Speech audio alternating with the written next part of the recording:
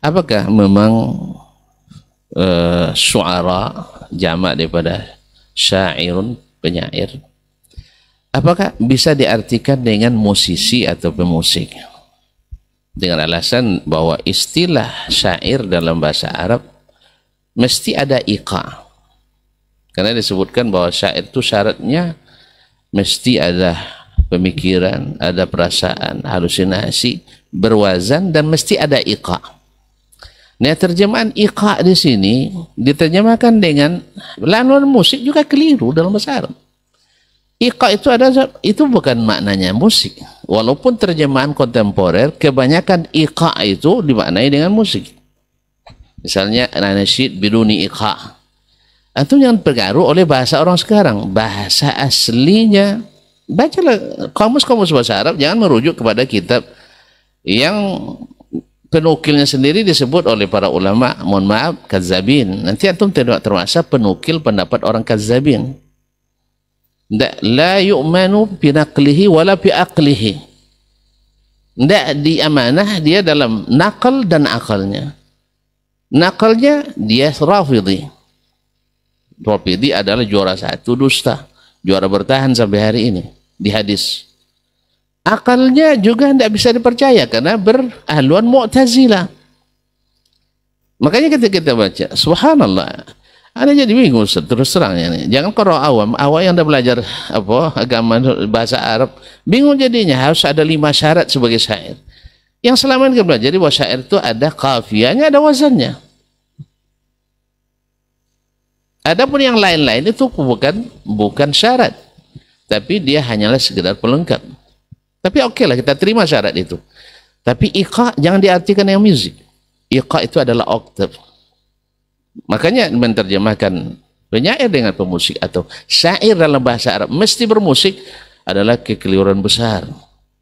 Kekeliruan besar. Tadilah Ustaz Helmi katakan ini lafza jamilah juga ketika Imam Asy-Syafi'i rahimahullah punya diwan syair. Padahal beliau mengharamkan syair, mengharamkan musik.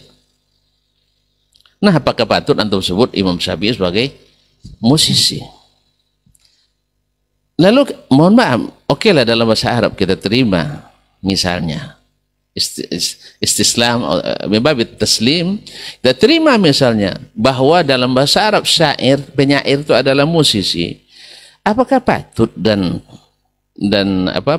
wajar kita memposisikan seketika dalam bahasa Indonesia diterjemahkan seorang pemusik dan musisi lalu dilekatkan pada sahabat Nabi, ya, dalam hal ini Hasan ibn Thabit sebagai pemusik Nabi?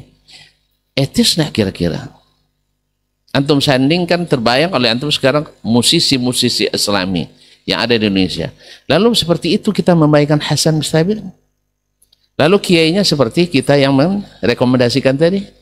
Nabi direkomendasikan, dideskripsikan seperti kita kiai yang menyampaikan bolehnya musik. Nah, sekarang tidak ada orang yang waras akalnya akan mengatakan ini kecuali tersilam. Oleh sebab itu maka kita akan minta maaf saja, selesai, dan bertobat pada Allah SWT.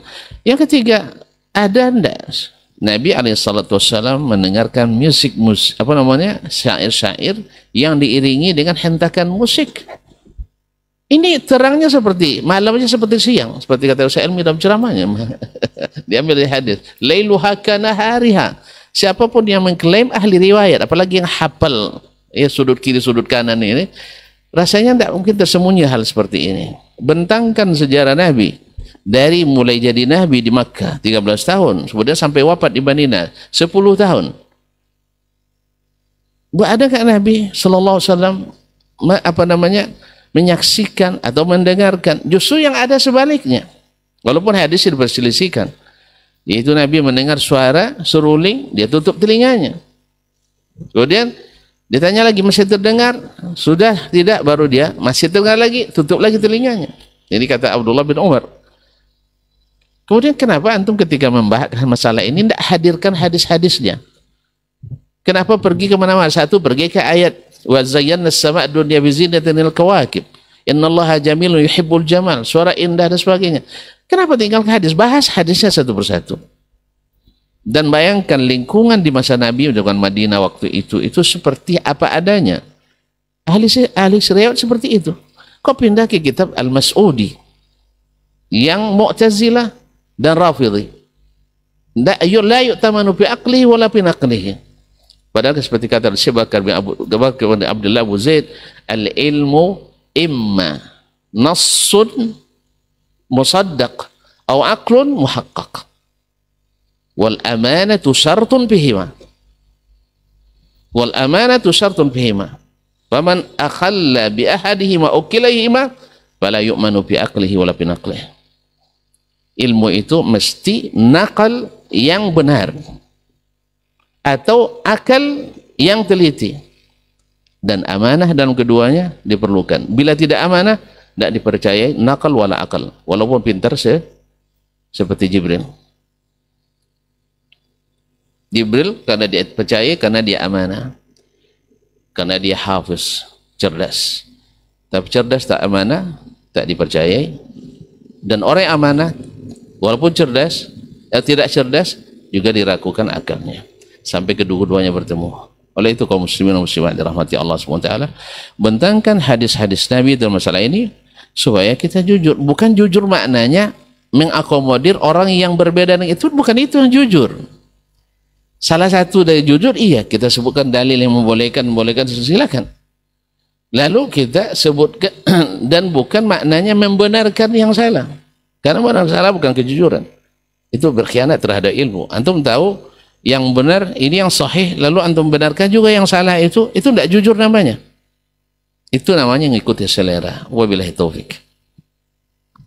Baik, jazakallah khairan Ustaz untuk jawaban di poin yang pertama. Mungkin yang kedua dijawab Ustaz mengenai mengkritik kesalahan tokoh di depan publik ini seperti apakah menjatuhkan muruah atau seperti apa? Karena ada anjuran yang mengatakan menutup aib saudaranya. Ini seperti apa Ustaz?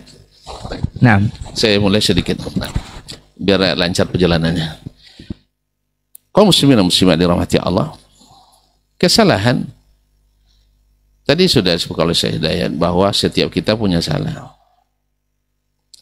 dan kalau bicara depan umum siap untuk dikoreksi, bicara depan umum siap untuk dibetulkan.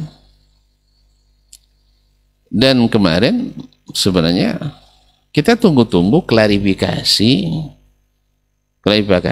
untuk menyejukkan, bukan justru memperparah masalah, memperkeruh.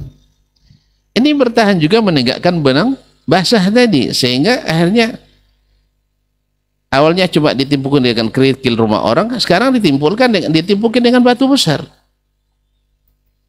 Sampai-sampai jangan merendahkan orang. Di majelis yang sama dimulai dengan merendahkan orang. Bawa skripsi, bahwa menjelaskan bahwa Anda ahli ini bukan ahli agama dan sebagainya. Nanti akan datang lagi orang yang ahli di Quran akan mengatakan Anda tidak ahli Al-Quran, walaupun banyak bicara untuk misalnya ini. Sama dengan orang sekarang, saya misalnya walaupun pandai bahasa Arab, tapi tidak dibolehkan mengajar bahasa Arab, walaupun yang sebagian yang mengajar bahasa Arab belum tentu bisa bahasa Arab. Zaman spesialisasi. Nah, jadi ini jangan dijadikan ini, sebab kaum muslimin dan muslimat, yang dilarang itu bicara tanpa ilmu, bukan bicara tentang sesuatu yang bukan jurusan kita. Saya Imam Syafi'i misalnya, dia tidak keluaran IAT dia, tapi punya Ahkamul Quran. Dia bukan jurusan bikin muqaran, tapi dia punya Ikhtilaful Hadis, punya bukan hukum keluarga, dia punya dan bukan jurusan bahasa, tapi punya Diwan Syair. Beliau ada seperti kata Imam Syafi'i An-Nahwi, kalamus Syafi'i hujjatun fil lughah. Jadi yang dilihat bukan jurusan latar belakang pendidikan, tapi berilmu dia atau tidak, bahasa ilmunya. Tidak usah dibahas. Antum kalau bahas skripsi saya malu juga saya nanti. Iya saya. Nah, antum bawa skripsi saya itu untuk menaikkan atau merendahkan saya. Jadi dia kaum muslimin dan muslimat. Jadi kadang-kadang kita menjilat ludah sendiri. Nah, saya harap makanya ketika kesalahan dilakukan di depan umum, tentu penasihat di depan umum. Karena barangnya sudah dipublish. Nabi sendiri alaihissalatu wassalam Kan dia tidak lakukan di depan umum. Turun ayat diumumkan, dibaca sampai hari kiamat. Alis kadzalik. Karena sudah dilihat orang. Supaya bisa dibenarkan. Nah sekarang kepada para pengikut, jangan hilang pati karena setuju. Ini Ustaz saya harus benar terus. Ya nanti keluar lagi maha benar Ustaz Dasman yang segala kecerdasannya. Tidak boleh. Ya, yang boleh adalah sadaqallahu wa sadaqa rasuluhu sallallahu alaihi wasallam. Bukan sadaqa Dasman ala maqal. Itu tidak boleh. Tapi seperti kata dokter tadi, kita memang tidak ada kita memposisikan diri, tidak boleh menyalahkan, tidak. Itu bukan mazhab kita dan bukan manhajnya as-salaf, bukan manhajnya al-sunnah.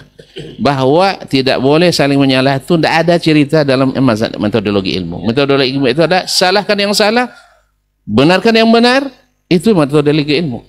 Sedangkan membiarkan yang salah itu salah, itu kan metode ilmiah. Itu metode orang awam itu, lalu dianggap seperti orang ilmiah. Kalau tidak itu buku-buku begitu aja cerita. Ikhtalafal ulama fi mas'alati kadza ila thalathati aqwal. Dhahaba asy-Syafi'iyyah ila kadza, dhahaba al-Hanafiyyah ila kadza, dhahaba al-Malikiyyah ila kadza. Wa amma adillatuhum wa kadza, munaqashatul adillah wa tarjih asbab tarjih wa thamatul khilaf. Silakan antum tarjih masalah haram, itu urusan antum. Saya tarjih masalah halal, itu saya pertanggungjawabkan.